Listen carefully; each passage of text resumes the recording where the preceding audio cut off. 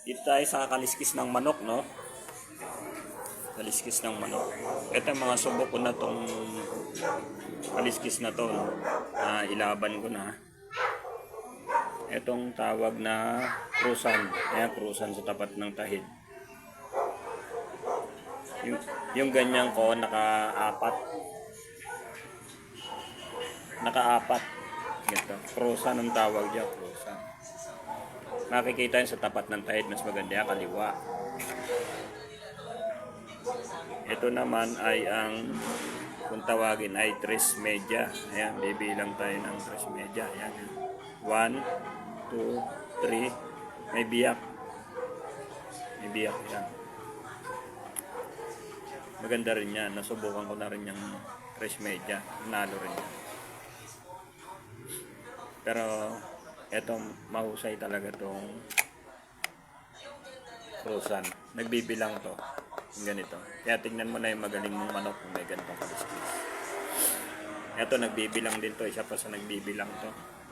Yung tawag na likos. Yan. O singsingan. Buong kaliskis sa tapat ng tahid. Yan. Hanapin mo yung magaling mo niyang manok kung meron. Tawag dyan ay singsingan. Ito ay 2 media. 2.5. 2.5. Yan, maganda rin yan. Bibilang ka uli ng dito. 1, 2, sabay bitak. Yun. Yan, nanalo rin yan. Magagaling yung ganyang manok. Tsaka ito ang pandima na kung tawagin ay pangil aso. Bakit pangil aso? Tawagin.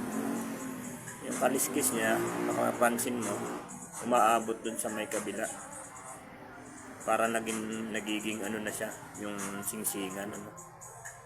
Yun, hugis pangil siya, pumupunta na rin sa kabila. Halos pumupunta rin sa kabilang kaliskis.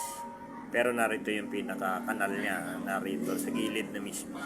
Yan, nandyan yung kanal niya.